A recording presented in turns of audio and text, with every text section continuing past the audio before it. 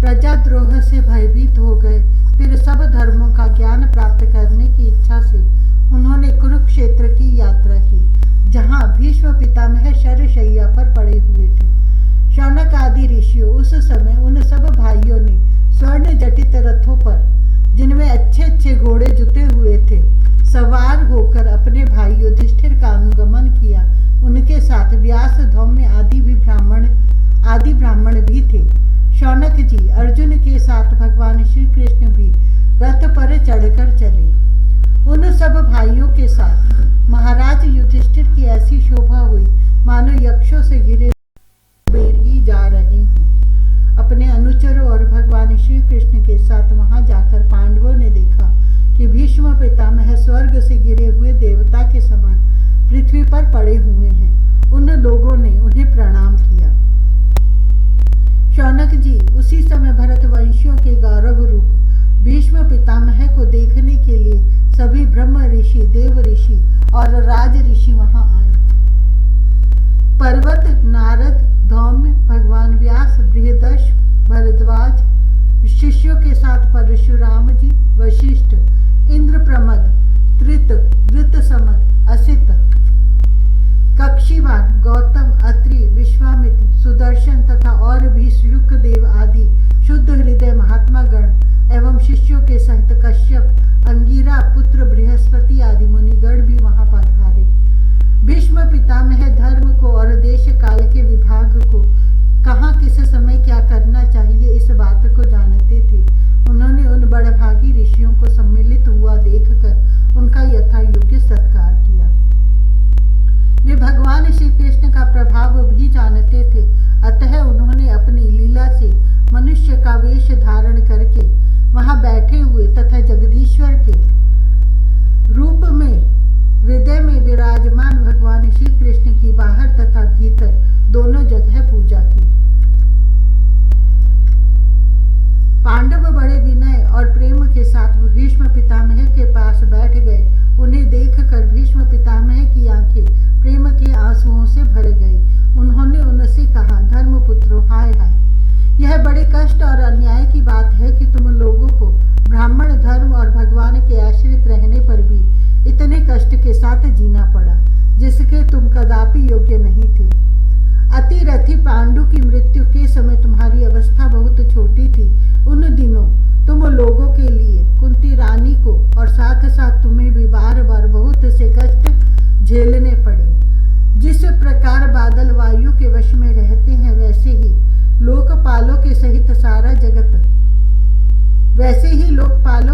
सारा संसार काल भगवान के अधीन है। मैं समझता हूँ कि तुम लोगों के जीवन में ये जो अप्रिय घटनाएं घटित हुई हैं, वे सब उन्हीं की लीला है। नहीं तो जहाँ साक्षात धर्मपुत्र राजा युधिष्ठिर हो, गदाधारी भीमसेन और धनुर्धारी अर्जुन रक्षा का काम कर रहे हों, गांडीव धनुष और स्वयं श्री कृष्ण सुहृद हों, भला वहाँ भी विपत्ति की संभावना है। ये काल रूप श्री कृष्ण कब क्या करना चाहते हैं, इस बात को कभी कोई नहीं जानता। बड़े बड़े ज्ञानी भी इसे जानने की इच्छा करके मोहित हो जाते हैं। युधिष्ठिर, संसार की ये सब घटनाएं ईश्वर इच्छा के अधीन है। उसी का अनुसरण करके तुम इस अनाथ प्रजा का पालन करो, क्योंकि अब तुम ही इसके स्वामी और इसे पालन करने में समर्थ हो। ये श्री कृष्ण साक्षात भगवान है, ये सब के आदि कारण और परम पुरुष नारायण है।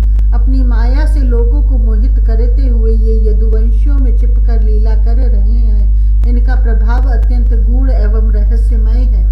युधिष्ठिर, उसे भगवान शंकर, देव ऋषि नारद और स्वयं भगवान कपिल ही जानते हैं, जिन्हें तुम अपना मेरा भाई, प्रिय मित्र और सबसे बड़ा हितु मानते हो, तथा जिन्हें तुमने प्रेमवश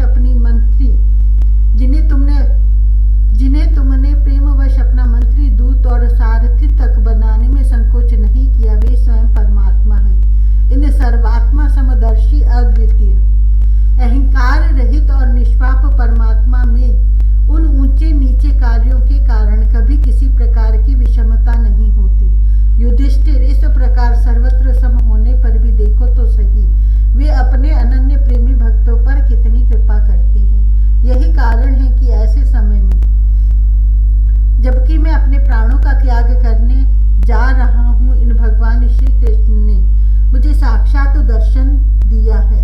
भगवत परायण योगी पुरुष भक्ति भाव से इनमें अपना मन लगाकर और वाणी से इनके नाम का कीर्तन करते हुए शरीर का त्याग करते हैं और कामनाओं से तथा कर्म के बंधन से छूट जाते हैं। वे ही देव भगवान अपने प्रसन्न हास्य और रक्त कमल के समान अरुण नेत्रों से उल्लसित मुख वाले चतुर्भुज रूप से जिसका और लोगों को केवल ध्यान में दर्शन होता है, तब तक यही स्थित रहकर प्रतीक्षा करें जब तक मैं इस शरीर का त्याग न कर दूं।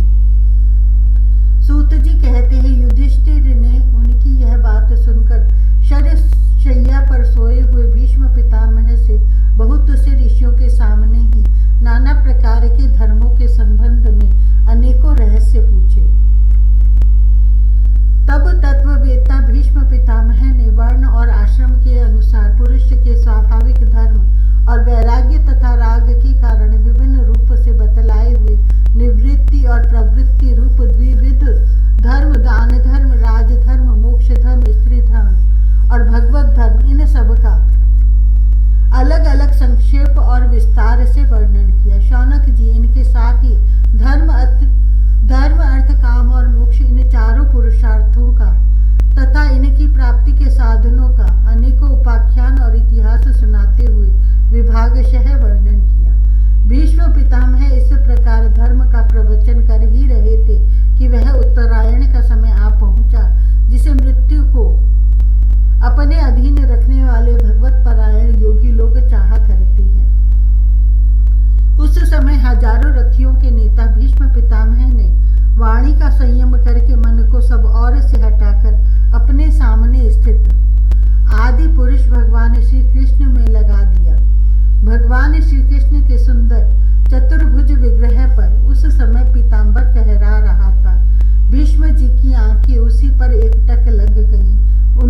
उनको शस्त्रों की चोट से जो पीड़ा हो रही थी वह तो भगवान के दर्शन मात्र से ही तुरंत दूर हो गई तथा भगवान की विशुद्ध धारणा से उनके जो कुछ अशुभ शेष थे वे सभी नष्ट हो गए। अब शरीर छोड़ने के समय उन्होंने अपनी समस्त इंद्रियों के वृत्ति विलास को रोक दिया और बड़े प्रेम से भगवान की स्तुति की। भीष्म जी ने कहा, अब मृत्यु के समय में अपनी यह बुद्धि जो अनेक प्रकार के साधनों का अनुष्ठान करने से अत्यंत शुद्ध एवं कामना रहित हो गई है, यदुवंश शिरोमणि अनंत भगवान श्री कृष्ण के चरणों में समर्पित करता हूँ, जो सदा सर्वदा अपने आनंदमय स्वरूप में स्थित रहते हुए ही कभी विहार करने की, लीला करने की इच्छा से प्रकृति को स्वीकार कर लेते हैं, जिससे यह सृष्टि परंपरा चलती है, जिनका शरीर त्रिभुवन सुंदर एवं श्याम तमाल के समान सांवला है, जिस पर सूर्य रश्मियों के समान श्रेष्ठ पीतांबर लहराता रहता है और कमल सदृश मुख पर घुंघराली अलके लटकती रहती है, उन अर्जुन सखा श्री कृष्ण में मेरी निष्कपट प्रीति हो। मुझे युद्ध के समय की उनकी वह विलक्षण छवि याद आती है। उनके मुख पर लहराते हुए घुंघराले बाल घोड़ों की टाप की धूल से मटमैले हो गए थे और पसीने की छोटी छोटी बूंदें शोभायमान हो रही थी। मैं अपने तीखे बाणों से उनकी त्वचा को बींध रहा था। उन सुंदर कवच मंडित भगवान श्री कृष्ण के प्रति मेरा शरीर, अंतःकरण और आत्मा समर्पित हो जाए। अपने मित्र अर्जुन की बात सुनकर जो तुरंत ही पांडव सेना और कौरव सेना के बीच में अपना रथ ले आए और वहां स्थित होकर जिन्होंने अपनी दृष्टि से ही शत्रु पक्ष के सैनिकों की आयु छीन ली, उन पार्थ सखा भगवान श्री कृष्ण में मेरी परम प्रीति हो। अर्जुन ने जब दूर से कौरवों की सेना के मुखिया हम लोगों को देखा, तब पाप समझकर वह अपने स्वजनों के वध से विमुख हो गया। उस समय जिन्होंने गीता के रूप में आत्मविद्या का उपदेश करके उसके सामायिक ज्ञान का नाश कर दिया, उन परम पुरुष भगवान श्री कृष्ण के चरणों में मेरी प्रीति बनी रहे। मैंने प्रतिज्ञा कर ली थी कि मैं श्री कृष्ण को शस्त्र ग्रहण कराकर छोड़ूंगा।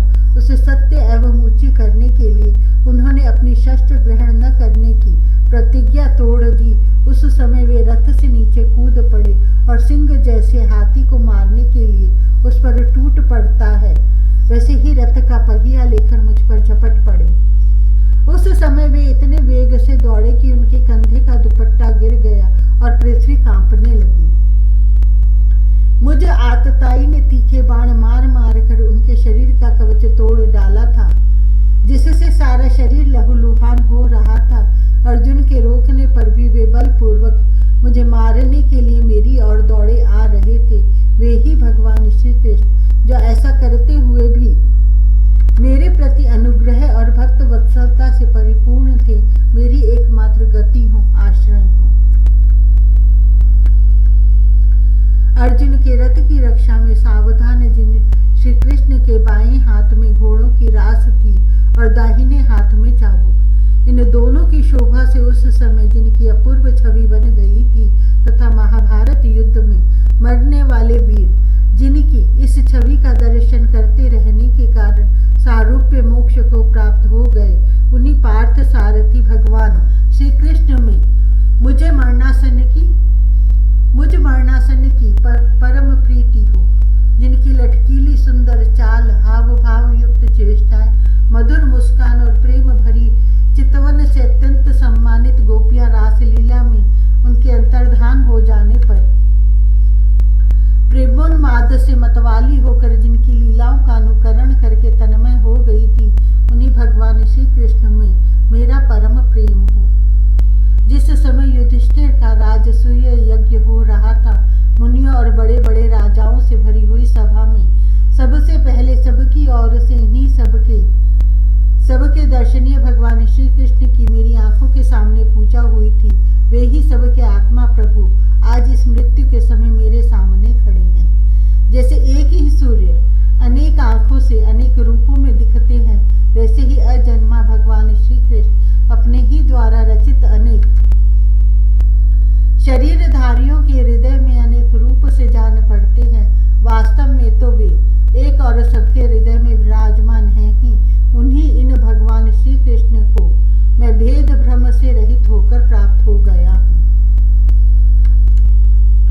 सूत जी कहते हैं, इस प्रकार भीष्म पितामह ने मन, वाणी और दृष्टि की वृत्तियों से आत्मस्वरूप भगवान श्री कृष्ण में अपने आप को लीन कर दिया। उनके प्राण वहीं विलीन हो गए और वे शांत हो गए। उन्हें अनंत ब्रह्म में लीन जानकर सब लोग वैसे ही चुप हो गए जैसे दिन के बीत जाने पर पक्षियों का कलरव शांत हो जाता है। उस समय देवता और मनुष्य नगारे बजाने लगे, साधु स्वभाव के राजा उनकी प्रशंसा करने लगे और आकाश से पुष्पों की वर्षा होने लगी। शौनक जी युधिष्ठिर ने उनके मृत शरीर की अंत्येष्टि क्रिया कराई और कुछ समय के लिए वे शोकमग्न हो गए। उस समय मुनियों ने बड़े आनंद से भगवान श्री कृष्ण की उनके रहस्यमय नाम ले लेकर स्तुति की। इसके पश्चात अपने हृदयों को श्री कृष्णमय बनाकर वे अपने अपने आश्रमों को लौट गए। तदंतर भगवान श्री कृष्ण के साथ युधिष्ठिर हस्तिनापुर चले आए और उन्होंने वहां अपने राष्ट्र और तपस्विनी गांधारी को ढांढस बंधाया।